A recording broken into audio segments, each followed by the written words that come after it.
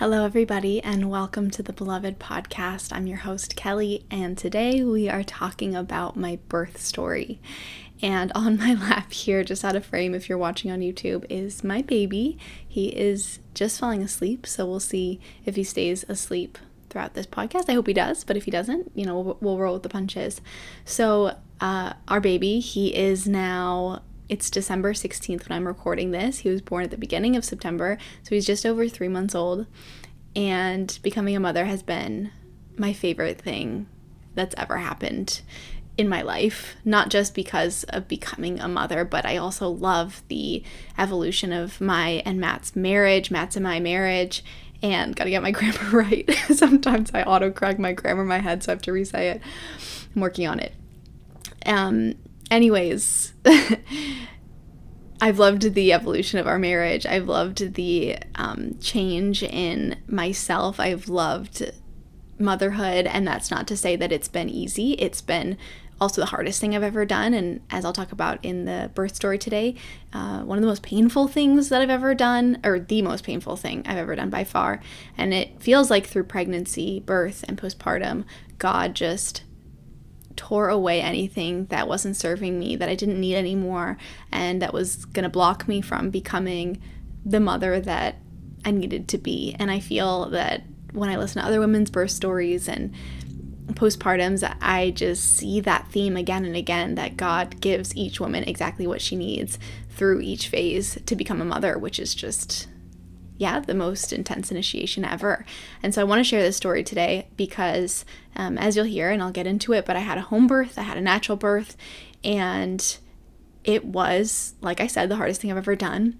And I want to share this because, I think sharing birth stories is fun, firstly, and I know I love listening to birth stories, especially when I was pregnant and stuff.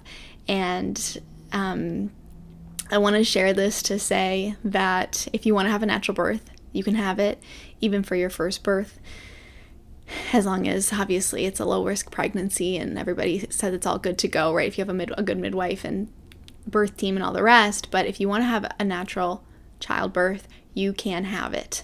And that's not to say that it will be easy, and that's not to say that it won't test you and push you way farther than you thought your limits were. And that was my experience. And again, everyone has a different experience, but I hope in this story you can hear how, this is so possible if you want it, and how we're all stronger than we think as women, and how God gives us the grace to deal with each moment that we are met with, whatever comes with that. So why I chose a home birth. So first I want to talk about that. Going into this birth, I really considered all of my options. I'd done a lot of research in the years leading up to this. My sister's also a doula. A doula is a birth coach, in case you don't know, and she supports women who do home births, but also who birth at the hospital. So I kind of knew the depths of both of those decisions. And ultimately, based on everything that I knew, I really wanted to have a natural childbirth. I liked the idea of being in my house and being able to eat and walk around and just create the space exactly the way that I wanted it to. When I think of animals giving birth, like a cat giving birth, they find a dark, warm place where it's private and they feel safe, and they birth their little babies. And I know that human beings are not cats, but I think there's wisdom in that being in a known, safe, dark, warm space, it feels right. And I did really experience that in my birth, as opposed to being in a bright hospital room with people I don't know coming in and out and beeping and an IV in my arm and all of that. And I know some women have to go that route. And so I think the fact that Western medicine exists and that is a choice is so amazing, especially when we need it, right? But I think that for a normal birth that is low risk, giving birth at home totally makes sense to me. And so I wanted to experience that. I also knew that it'd be harder probably to refuse an epidural or refuse interventions when I'm at the hospital, because I think it's kind of the way hospitals work. Most hospitals will encourage you, okay, get Pitocin or get an epidural, and of course you can say no and have your own birth plan in a hospital, but I just didn't even want the pressure or the I don't want anyone to even ask me if I wanted those things, right? I wanted to challenge myself to see it through and do it naturally. So that was the place I was coming to. I wanted to like create my space really comfortably, and it did really feel like that. I mean, we prepped our house leading up to this, and we also, Matt and I, spent a lot of time prepping, just preparing mentally and even physically myself for birth. So I read a lot of books, but my favorite book was The Bradley Method, or I think it's called Natural Childbirth the Bradley Way. I found it to be really practical, and there were good exercises that Matt and I could do together, where he like did guided meditations with me, and where it literally showed exact positions you can lay in to help yourself relax through labor. And yeah, that was really helpful. And I think that if someone wants to do a natural birth, it's important that you prepare, because it's no small feat, and it requires skills and mindsets to get through it. So that was leading up to it. And so now zooming in on end of my pregnancy, I'm approaching my due date. I am expecting that I'm gonna give birth after my due date, just because I felt like that would help me mentally, just like not expect it to come. I just didn't want, I thought I'd be like a week or 10 days late, and I didn't want to be like dreading every single day. So I was like, I'm just expecting to birth after my due date, and that's going to be fine. However, the day before my due date, I had been having, prior to this, like having some contractions at night, and they'd be very intense. I actually thought I was in labor once before, because I was just having intense contractions in the night, but I wasn't. It was like false labor. And then the night before my due date, I got out of bed because I had just had a very intense contraction, which was normal at this point. Got out of bed to go to the bathroom, and I stood up, walked to the bathroom, and all of a sudden water's just gushing down my legs into a puddle on the floor. And I looked down, and I'm like, oh my gosh, it's starting, it's happening.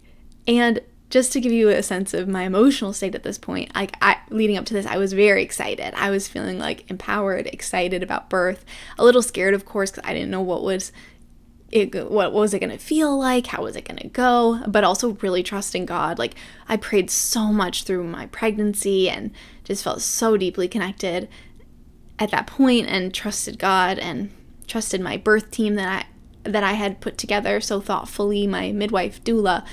My sister was going to try and be there, and Matt, and we had prepped so much. So I felt really confident.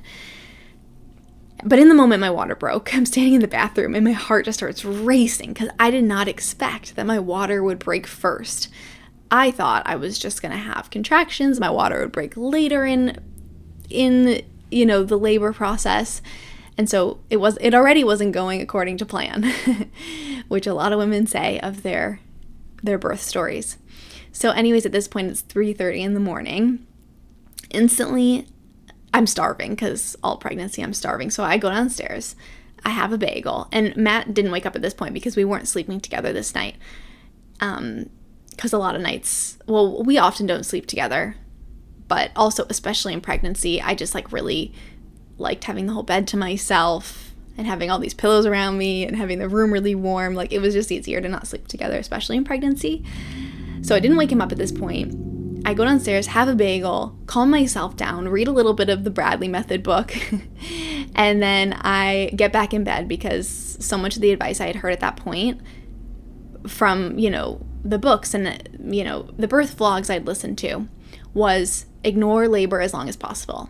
So I got back in bed trying to do just that. I'm like, I'm not going to wake up Matt yet. I'm not going to ring the alarm bells yet. I'm just going to get in bed. And I prayed a rosary, which was so helpful. I feel like it really set the tone of the birth. And I feel like it also just cast like this shield of protection over us. I love praying the rosary. And actually in my pregnancy, I reverted, I guess, to Catholicism. I'm going to make a separate video with my testimony. So I found a lot of just peace in the rosary through my pregnancy as well. And basically I ignored it as long as I could. I said a rosary, and then at 5:30 in the morning I was like, all right, I'm awake. I can't go back to sleep. I am waking up Matt.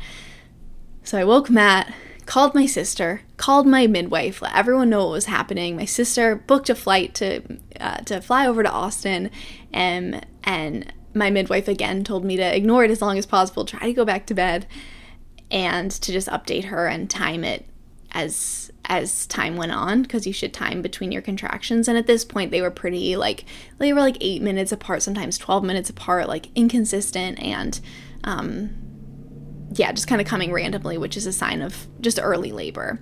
So it was still pretty early, and at that point I tried to go back to sleep, but I could not sleep. There was no way. Matt was up and he was preparing our house for birth. So we did have a birth tub. So there was like a tarp on the floor Matt put out, a birth tub. He filled it up with air. I had printed out these beautiful pictures from Pinterest just of like paintings of women giving birth and water births and all this stuff. And Matt put them on the wall just in like the birth space. And I couldn't sleep. And I ended up getting up and just doing things around the house and distracting myself as long as I could. I really wanted to cook. I had some things I needed to do for the birth. But nothing crucial, but I tried to do a couple of those things. But it was pretty quickly that I had to kind of sit down, and I was like too tired to be moving around, and I needed to sit down and kind of focus on relaxing through the contractions.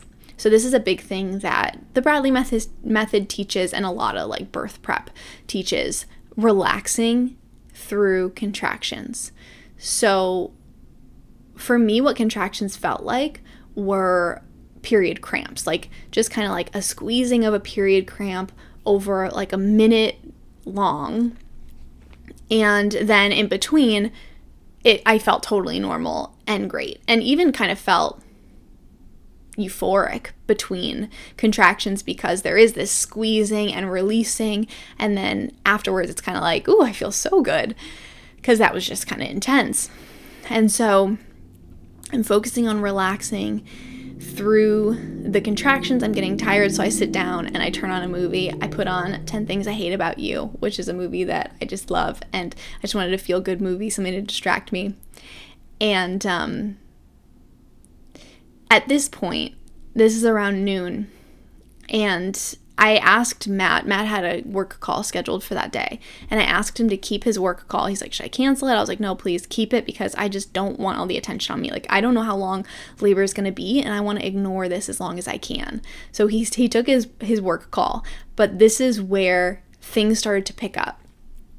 And I feel like, labor happens in stages. There's like different chapters, and there's moments where the intensity picks up. So it was like all morning I kind of had like one intensity level, which was like so manageable, relaxing through. I'm getting a little tired, sat down, but very manageable. But around noon, Matt's on his work call. I'm trying to watch this movie, and all of a sudden I'm in a new chapter. The chapter is picking up, and the contractions are just getting more intense. They're like bigger waves. And I think it's really helpful to think about contractions like waves, because that's how they feel. They come on and then they release, and they kind of come in sets as well, like how the ocean waves do. There's like in a set, there's a smaller wave, and then there's a bigger wave, and then there's a smaller wave. And so that's kind of, contractions were that way as well. But during this pickup in intensity, my body started shaking like uncontrollably, and I started getting really, really hot and sweaty during a contraction, but then freezing cold like 10 seconds later. And it was crazy. I was like, getting really, and I started to get fearful. And I think that was a theme throughout the whole birth story as I go through it, is that as things picked up in intensity, there was some fear that came on, because it's kind of like as things pick up, it's like I had to learn how to deal with that new level of intensity, and I didn't know how. And I was like, whoa, these waves are big. Like, I think that like a surfing analogy is so helpful. It's like, do I know how to ride these bigger waves? And I almost had to learn how to like ride the bigger waves at the beginning, and then I'd get better at it, but then it would shift and they'd get bigger again. But every shift I learned how to ride them. So I texted Matt towards the end of his call. I was like, I need you. Like, things are really happening now. And at this point, we're still alone. Like, nobody had come over yet. My sister's on a plane over to Austin, and I asked Matt, I really wanted, and I had heard other women doing this, but like cuddling with their husband during labor and like kissing their husband during labor, because it releases oxytocin, and so it just helps your body relax and not go into like fear, fight, or flight, but like relax, because really, you know, what contractions are is your uterus is like pulling back so the baby can come through, and in order for your uterus to do that as quickly and like effectively as possible, the rest of your body should be relaxed as best as you can. So I was really trying to focus on that. So I asked Matt if he would just lay in bed with me and cuddle, and if we could just kiss and he could hold me. And that was really sweet and really helpful. And that's so much of what Matt was for the whole birth, was just like a loving, supportive presence, just there for whatever I needed. And that was so awesome. He was just like my rock. And after this, my birth team comes over, and this is where we're really starting to get into, it's like another chapter came. More intensity, and I am like yelling through contractions now, because they're hitting a new level of intensity. They're closer together, they're bigger. I'm trying to learn how to ride these waves, and it was so funny. My doula, my midwife, and my sister all arrived like at the same time, within like 5 minutes of each other. And they're all setting up, and I'm sitting in my bedroom like screaming through contractions and doing my best to relax through them. And asking my birth team to coach me through each contraction, like reminding me to relax and reminding me to soften and reminding me that I don't need to be afraid, that my body can do this. And that was so helpful. I think, you know, there was a lot of tools that I used during birth that were so necessary, and they weren't just tools that I had learned during pregnancy, but tools that I'd learned like over the last 6 years doing feminine embodiment work and healing work of connecting to my emotions, my body, my voice. All of that was so necessary during birth. Like, for example, you know, asking for help. So when I felt a contraction coming on, I would ask whoever was around if they could help me through the contraction, coach me through the contraction. So asking for what I need. And then as the contraction came on, there's a lot of sensation in my body, right? Like peak levels of sensation. And so my practice that I had learned, you know, so long ago and practiced for a long time, is being with the sensation in my body and just noticing how it feels without naming it. So it's like I could call it pain, and it was painful, but if I went a layer deeper, it feels like tightness. It feels like hot in my lower back. It felt sharp in certain spots. And so if I could just be present to that and not fear it and not even name it, but just be with that moment by moment, then I could allow myself to ride the waves. And this is the ways that I learned how to ride the waves. I think another practice I really had to put or like pay attention to as I'm going through this as well, was presence. Because if I could just be in every moment, not just during the contraction, but also afterwards, because there's, 5-10 minutes sometimes between contractions, or it's getting shorter now. I think by the time, everyone came, it was like 6 minutes or so apart.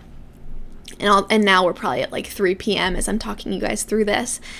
But also being present in the in-between moments, because the in-between moments were so peaceful, and I felt euphoric. It's like the euphoria got bigger the more intense the waves got. So I was like laughing between contractions. I was hanging out.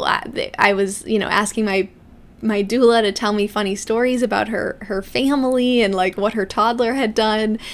And I'm chatting with my sister and chatting with Matt, and if I could be present in those moments, as opposed to, because it would have been easy for my brain to go into fearing the next contraction. But if I fear the next contraction, I tense against it, and then it hurts more. Versus if I relax through it, then that one's easier. And not just is that one easier, but then the contraction following it is easier. It's like the whole set of waves becomes easier if I can relax through even just one of them. So those were a lot of big pieces and tools I'm so glad that I had going into it. And I also had written scripture. There was a whiteboard on the wall, and I had written some scripture in early labor on there. There was like 3 different verses that I was looking at the whole time. And the verse that sticks in my head the most is, "My help comes from the Lord, maker of heaven and earth." And I remember looking at that being like, God is so big. And yes, these contractions are so big, but God is bigger, and my help comes from the Lord. He is the maker of heaven and earth. Like, I can do this. He can do this. I can do it with him. And the other thing that helped me, which we had prepared for in advance, is just having different zones where I could labor. So we had the birth tub set up, and Matt had also blacked out all the windows, because the room that the birth tub was in had a lot of windows. But the birth tub, the water was so warm, so I labored in there for a while, and that was so helpful. That felt really good. And I had these beautiful pictures of the wall of women laboring that I had printed out and Matt hung up, and it was dark, and there was music playing. There was, I put on like instrumental worship music the whole time. And so it was a very peaceful environment, and I think all of these things really helped me to handle it. So let's see. Something else I want to touch on here is how I learned another thing that I learned how to cope with. And this is kind of, I'm touching on all these things as I'm kind of touching on like, this is when I was really laboring the most. I'm like in the tub, I took a shower, I'm in the bed, like all these different places to just help me move through the different moments of laboring and contractions. And one thing that was really huge for me is that I needed to go toward the contraction, not away from it. So I imagined it was like a storm. And this was the visual in my head for so much of my birth. I heard this woman talk about how buffaloes go into the storm. I don't even know if that's true. Like, I'm sure it is. Like, I don't know the context or like the whole story of it, but like in my mind, I heard her say this like shortly before I had gone into labor, and like just in a YouTube video or something. And so I kept imagining like a buffalo going into the storm. And I needed to go into the storm. I needed to greet the storm and like welcome the storm and like go into it, into the eye of the storm instead of running away from it. So I kept imagining that. I kept relaxing into it instead of tensing against it. And again, just welcoming it instead of fearing it. And the other thing I want to touch on in this phase of labor was just how helpful Matt was. And I'm over here, I'm looking at my notes because there's some things I wanted to make sure to touch on during this explanation. Because the birth, after the birth, it's like it can feel a little muddled in my mind, because it is like your brain is just releasing all these different things, and it's like being in labor land. So it's like a little bit like, what even happened? Like I was in another realm, another dimension almost.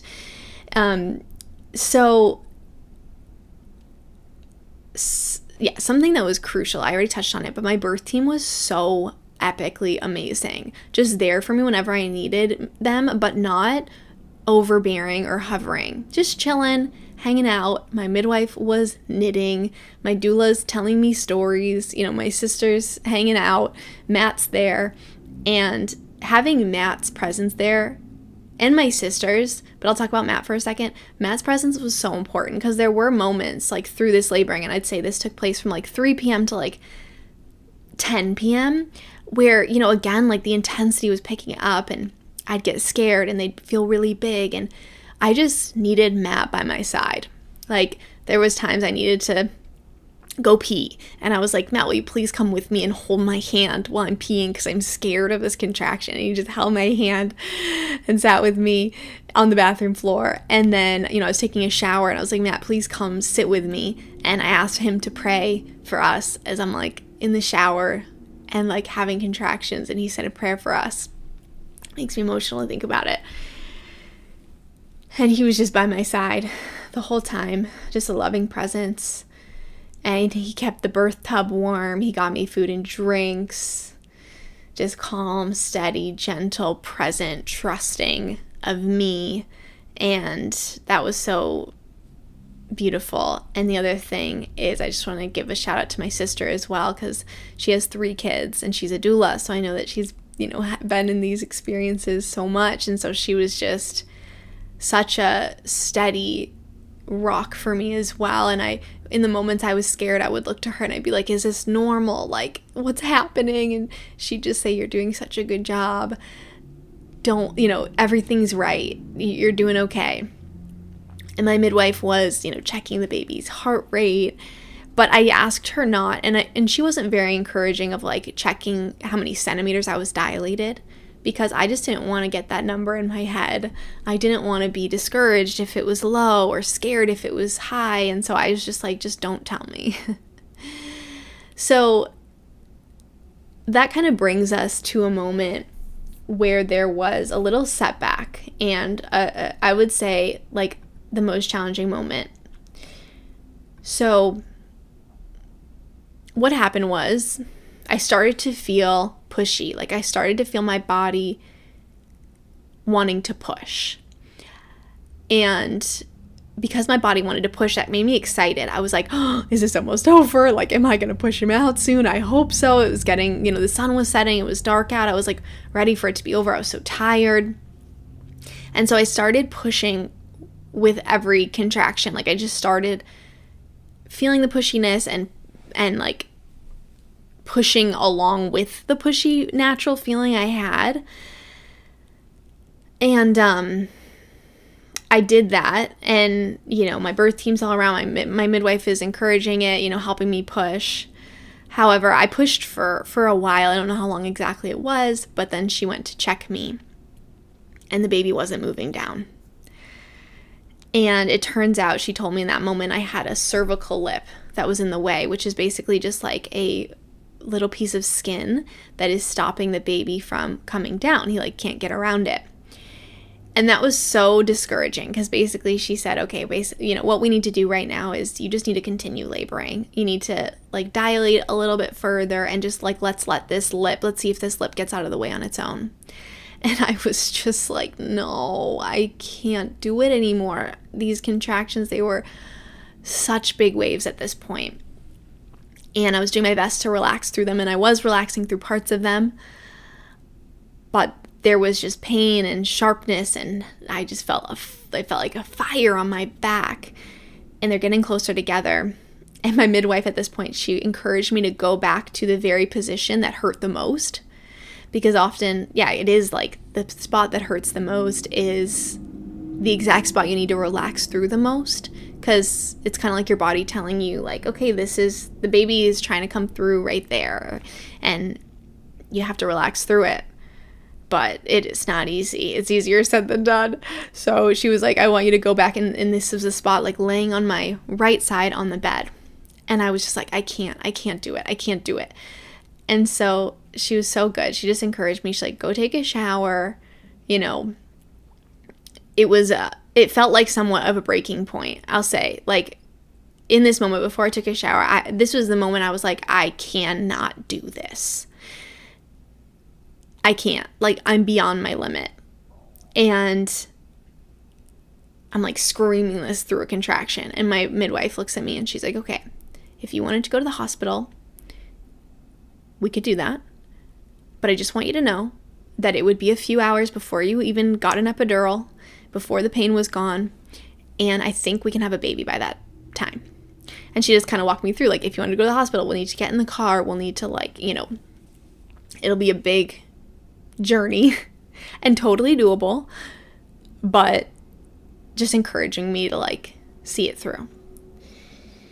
And at that point I was like, okay, because again, it's that intensity rising. And I think at this point I was entering transition, which transition is when you're 8 to 10 centimeters, right? And it's the most intense time. So again, I'm scared, and she's coaching me through it, and I'm learning how to ride these bigger waves. And so in that moment, I was like, okay, I'm going to have this baby at home.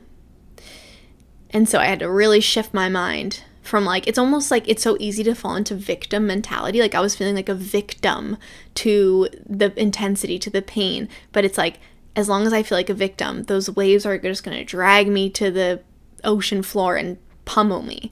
But when I feel like empowered and welcome them and go towards them, then I can, again, then like I can be on top of them. I can ride them. I can like see them through, and it makes it easier. So that mindset shift was so crucial. I was like, I'm doing this. And I got in the shower. Matt sat next to me. And after that, got back. I did get in the position she recommended, the most painful position. My doula is at my feet, and she is giving me acupressure on my feet, which was so helpful. I asked Matt to put on Finding Nemo because I just needed to be distracted. But I fast forwarded past the sad part. I was like, no, I don't want to see the sad parts. Like, just show me the cute middle part. So I'm watching Finding Nemo.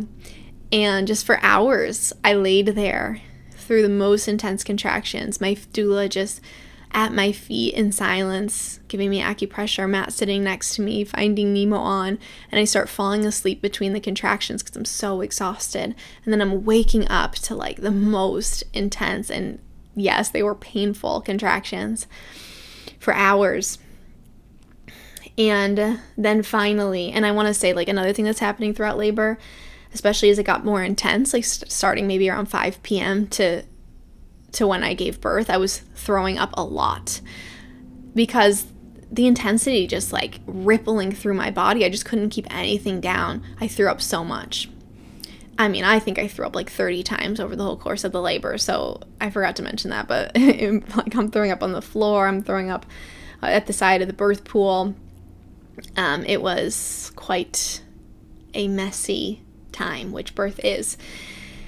So that was the setback, and I think it was so hard, but it was also so empowering to see like I can choose this and I can do this. So now getting into the final stage of labor here, where I actually started pushing and the baby actually came out this time. So at this point, I mean, I think it's like 3 a.m. and now I'm really feeling the urge to push. Like, it's so interesting. Now I realize like when you're fully dilated, the top of your uterus like pushes down, like bears down uncontrollably. And it was much more intense than that first kind of slightly pushy way I felt before. This time it was like, oh, I feel like the tightness in the top of my uterus, like pushing the baby down. So I moved, and I didn't give birth in the tub. I think I went in the tub. I went in the tub like twice throughout the whole laboring process. But at this point, to have the baby, I sat on a birth chair, and I was in the door frame. Actually, I'm sitting in this same door frame that leads from my bedroom into the bathroom. Hello, baby. He's waking up. And my midwife had set up a pull-up bar, and there was a scarf wrapped around the pull-up bar, and I'm sitting on a birth chair, which is like a chair without the bottom. And this is when we enter into pushing. I pushed for 45 minutes. The feeling was indescribable, but the best way I can describe it is it felt like my back was on fire and my body was ripping into. I could not believe the sensation of pushing out a baby. And I don't say that to scare anyone who hasn't had a baby. I just want to be honest. I could not believe the way it felt. It was shocking. I was looking at my sister in absolute terror, like deer in the headlights. And I was like, this isn't right. This isn't right. This hurts too much. And she was like, no, this is right. It's okay. Breathe, relax. So I was like breathing and relaxing as best as I could. And at this point, I also started like talking to the baby. I was like, okay, baby, like, come out, baby, like, come out, baby, come down, come down. Sometimes I was screaming that through a contraction. And it was crazy. So then the baby, he pops out.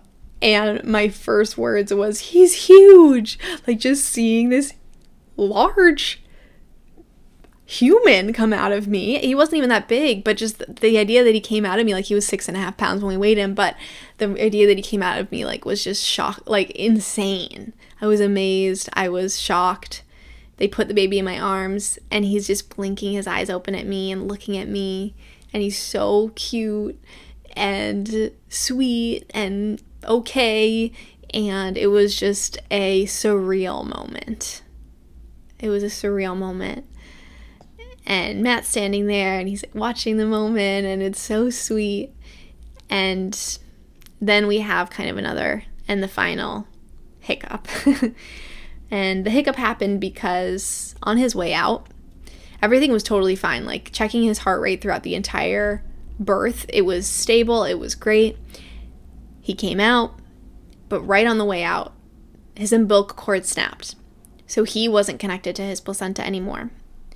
And that's a problem because the placenta was still in me, but I guess it doesn't like move out unless, usually it's like because the cord's connected to it, so it comes out. You have to birth the placenta, right? But because the cord had snapped, my midwife, unfortunately, had to reach inside of my uterus. I'm not even kidding. I looked down and I could only see her wrist. Her whole hand was inside of me. TMI, but here we are. It's birth. And she was fishing around in my uterus, my raw and in shock body, to pull out my placenta. And I had to hand the baby off to Matt because I had to like brace myself because, again, it was really painful. And she pulled out the placenta, and it was just a moment of such relief and gratitude. And it was finally over. Birth was finally over. And we had our baby. Matt was holding the sweet baby. And it was a blissful, surreal, most relieved I've ever felt in my life moment that it was finally over and that the baby was there. And he was just such a tiny little adorable nugget, just so aware. You know, he cried a little bit, but just so tender and sweet.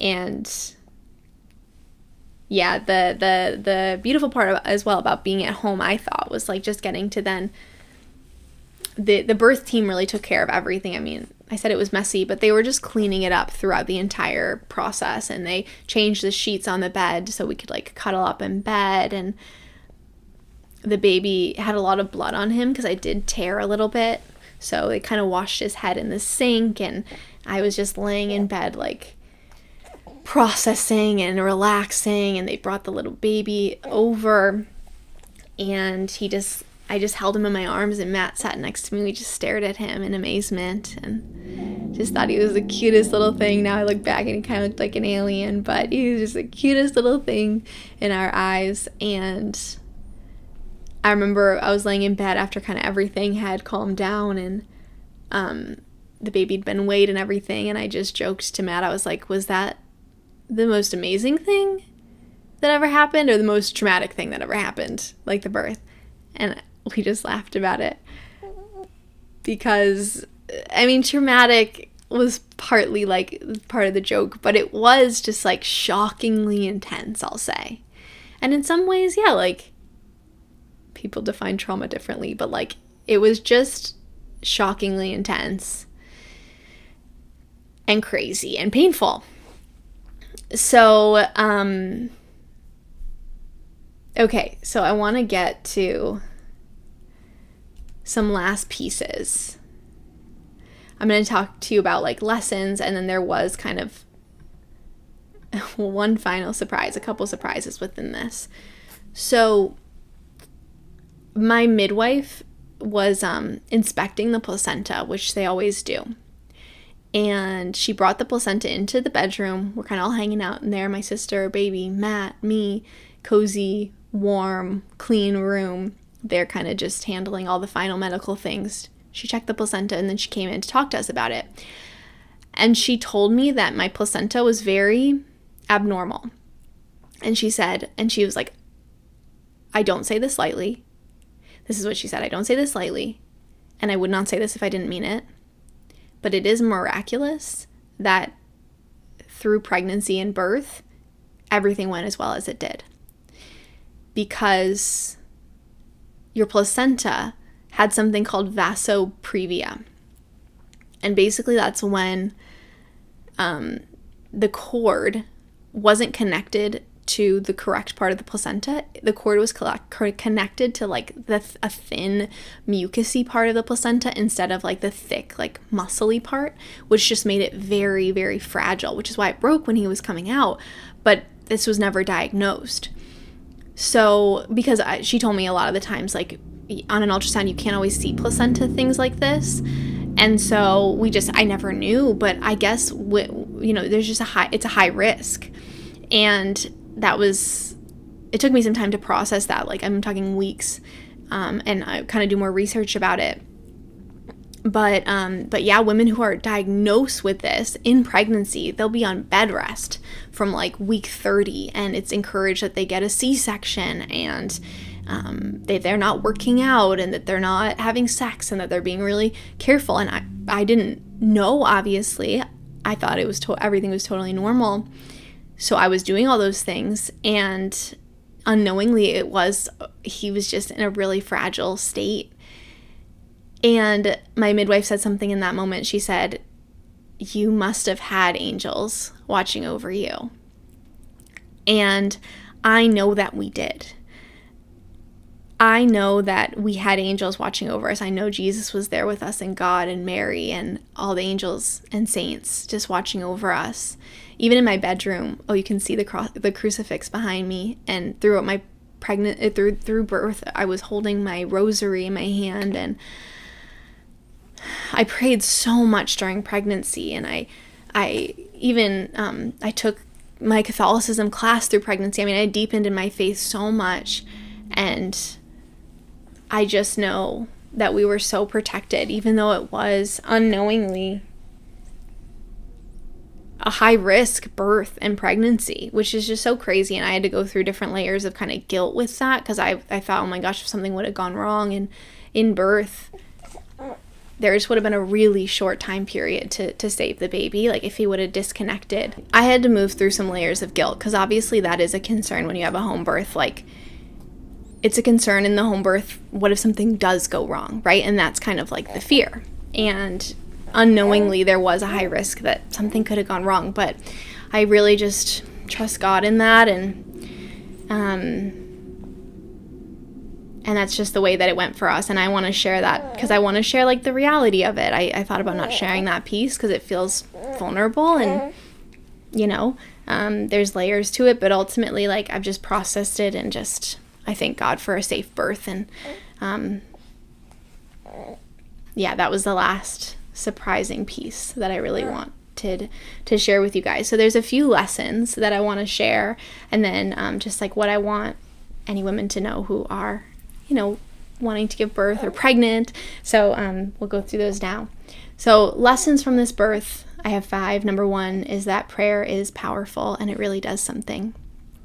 That's really what I believe, and I believe, again, that's why we were safe through pregnancy and birth. Number 2 is that natural birth is really hard, and women can do it. And afterward, you feel like you can do anything. I felt like Superwoman. Even still now, for sure, I feel like it gave me so much strength to go into motherhood with. Number 3 is your birth team is everything. So make sure you prepare and you choose people that will really support you and love you through the process. Number 4 is that God gives each woman the exact lessons she needs to become a mother. So, every woman has a different birth experience, and I just trust that God gives us the one that we need for whatever reason. Number 5 is creating life is miraculous, sacred, and precious. It is the coolest thing I've ever done, by far. And finally, what I want you to know, so if you are pregnant or planning to give birth in the future, I would recommend that you prepare for birth and read the Bradley Method book that I talked about. It's really good and really helped me. Then the second thing is only choose home birth if you have a healthy pregnancy, and really make sure that you do, check those things. And obviously there's a level of things I did check them and I still didn't know, but you just want to be aware of that. And finally, I want to say that birth is hard and intense, and the best part is that you can do it. It will change you and initiate you into motherhood in the most beautiful and powerful way. Even though it was so hard, even though it was so painful, I would and plan to do it all again. I can't wait to get pregnant. I mean, I can wait. I'm excited to get pregnant again, and I will really probably go to a specialist to make sure my placenta is totally normal this time. But if all looks good, I will do a home birth again. And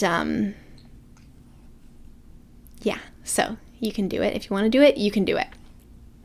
And yeah, finally, I just want to shout out to my amazing birth team, my sister, my amazing doula, her name's Taylor, my midwife, her name's GB. They were epic, amazing people. Matt, if I didn't already say that, like just such a source of strength and love. Every single one of them was, and I couldn't have done it.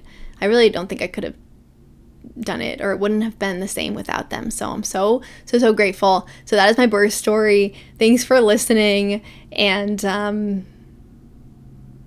yeah, just love you guys and appreciate you walking through this sacred, vulnerable, powerful portal with me as I tell the story. Talk to you next time.